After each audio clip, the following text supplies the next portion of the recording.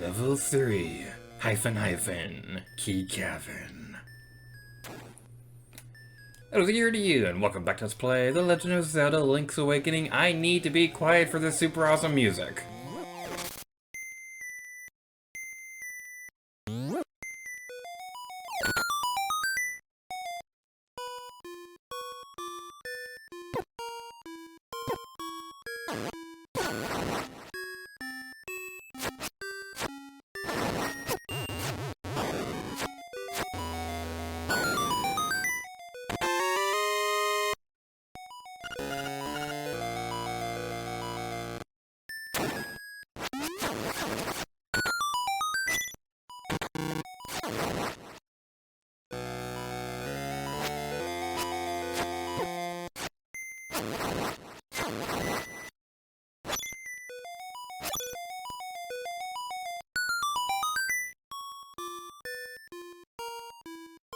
I like this dungeon theme a lot. It sounds so dramatic and such a different tone than the other dungeon themes we've seen so far. And also the fact that we have individual dungeon themes for every dungeon now, that's kind of a big deal. Because the previous Zelda games didn't have that. This is the first time they ever did that, and it's awesome. It's really amazing to think about this game because Link's Awakening really did do a lot for the series that it doesn't get enough credit for.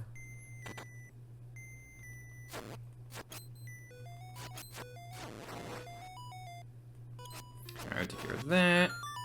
And we get a small key! Yay! Destroy that. We don't have the owl statue beak yet, or the stone tablet as it would have been in the original game.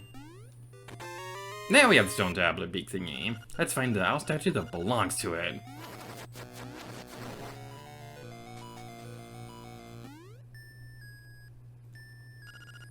Far away, do not fear, dash and fly. Fly away, Link, be free!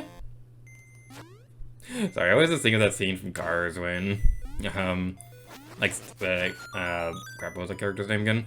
Stanley. His statue was flying around because Lightning McQueen was crashing and everything, and Fillmore was like, fly away, Stanley, be free. It's just such a stupid line, but I love it so much. At last, you got a map. Press the start button to look at it. This dungeon looks like keys. That might be why it's called Key Cavern.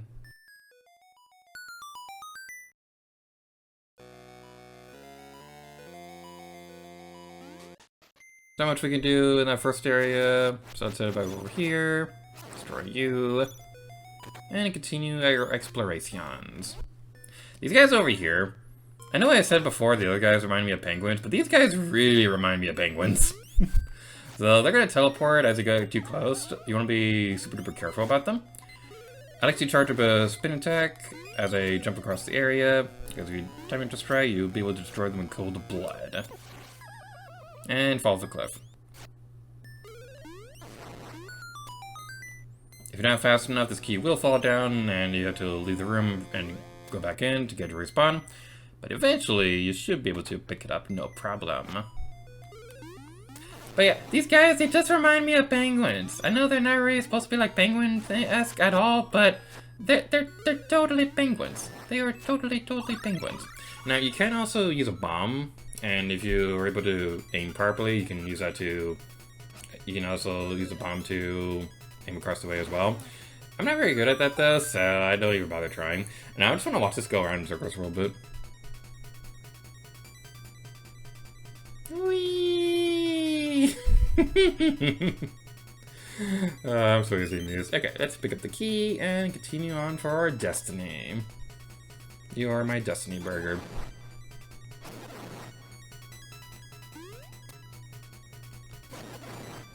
I always imagine what it would be like if in Super Smash Brothers they had a power-up based off the piece of power in this game. That like every attack you to use would make enemies go flying like that. I always imagine what that would be like.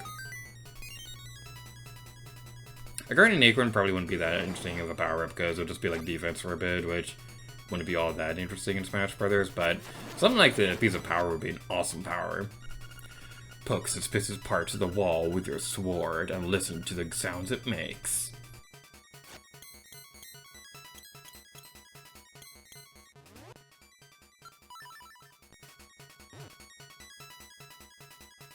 Explosion! Yay, explosion! Alright, so whenever you're tapping against the wall like that, it's kind of like a staple for every Zelda game this is in, but you can use a bomb on a wall if it sounds a bit more hollow when you attack it.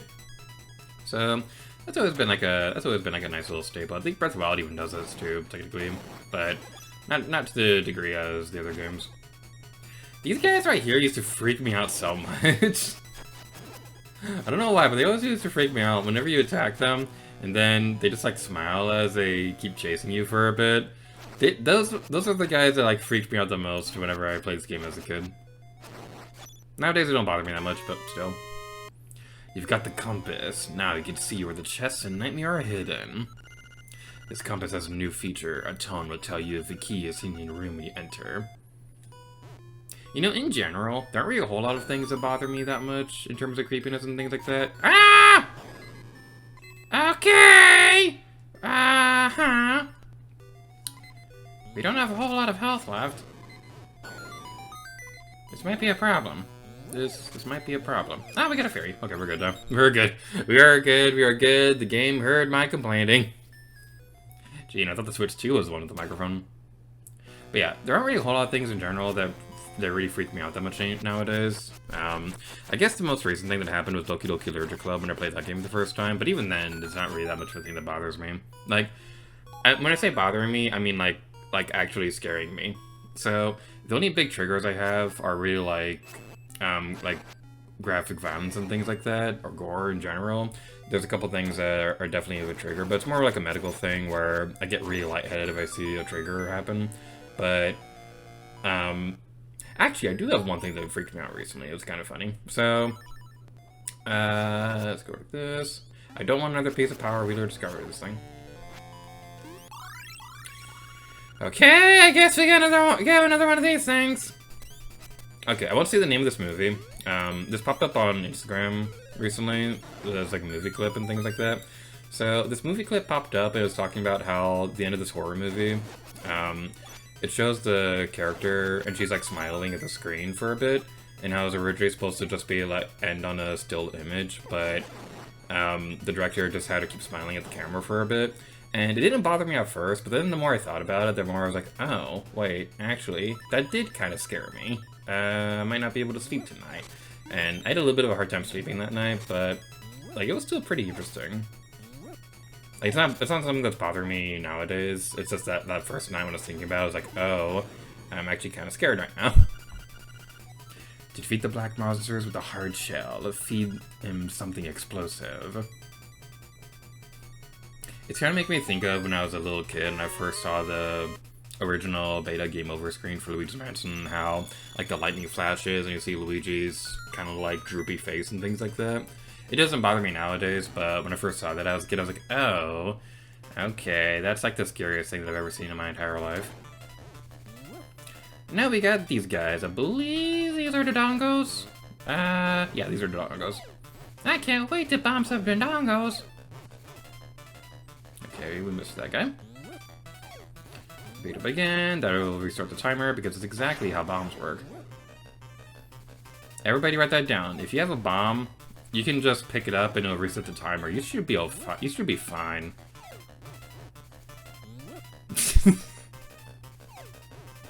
I have problems.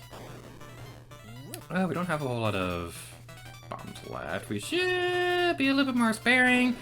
We'll be fine. Be fine. Everything is fine. Everything is fine. Why am I doing so bad at this? There we go. Okay, we got one more to go. One more to go. One more to go. One more to go. There we go. Nope. Actually, I lied. Now we have one more to go. Yay! Come back here, fairy. Come back here, fairy. Be my friend. Be my friend. There we go. Ha ha ha ha.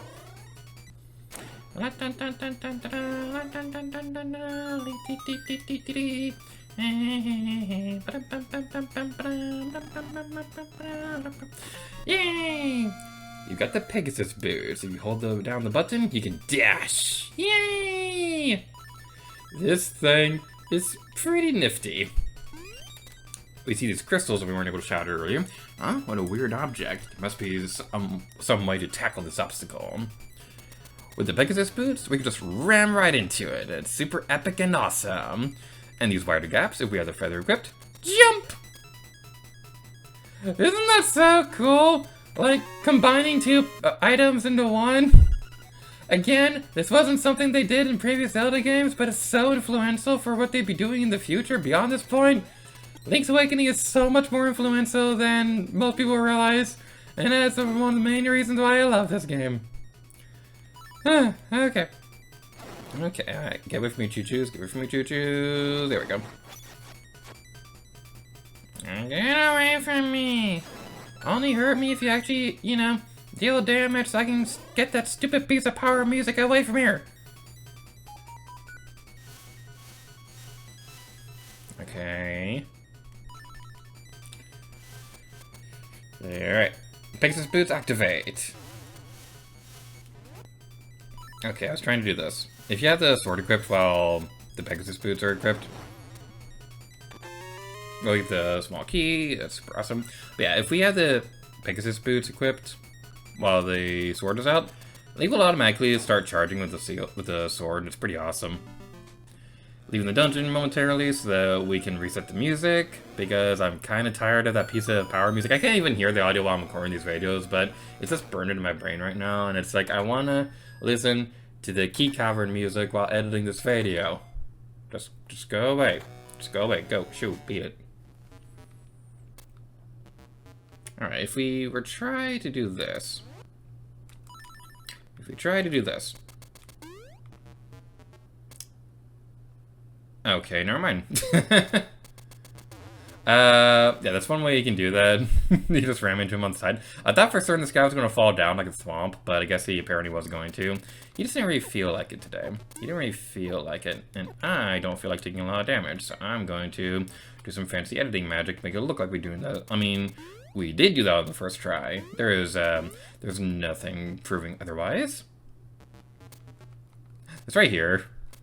I always like triggering this right here where if you like move the, you can like make the, words are difficult to speak when you have speech impediments. I just like having Link go up and down like this because he just like goes in like a bunch of loops and things like that. He like does a lot of unnecessary epic flips. It's pretty amusing indeed.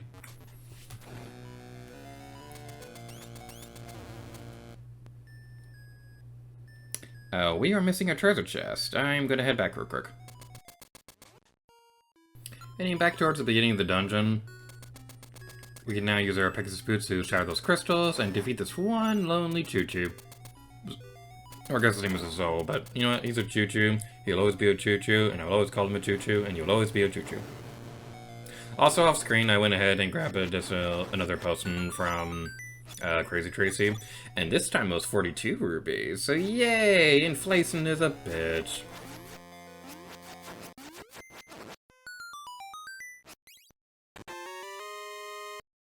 200 rubies! You're ecstatic! Yay!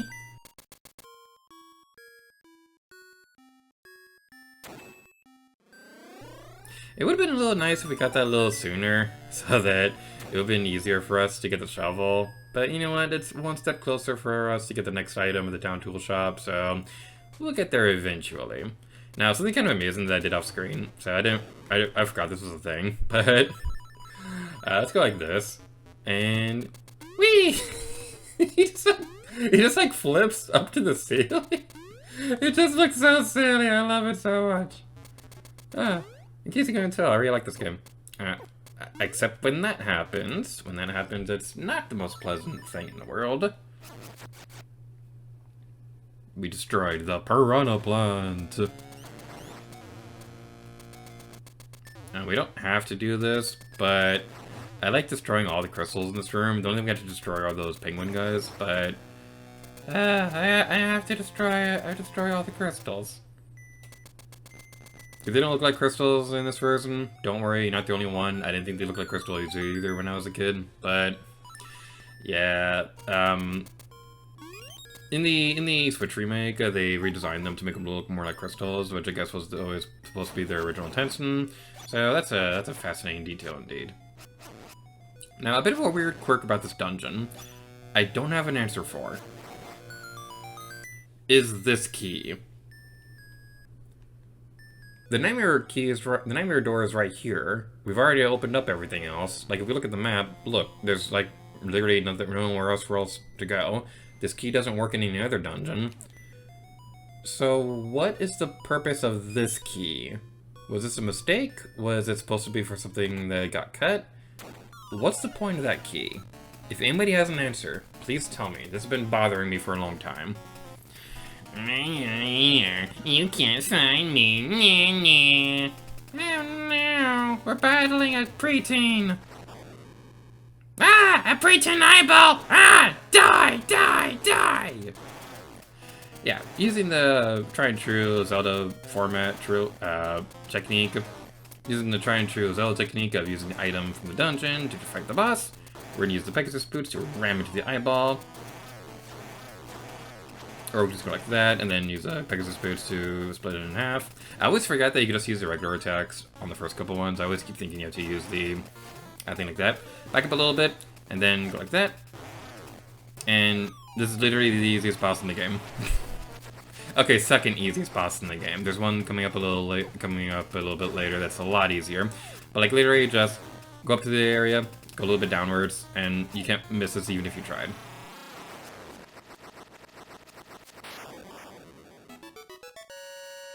We did it! Yay!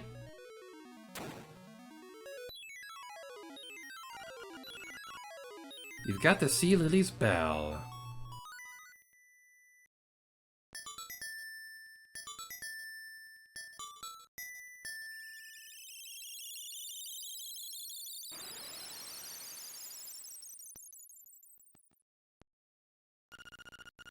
Waterfall. It is hidden in the waterfall.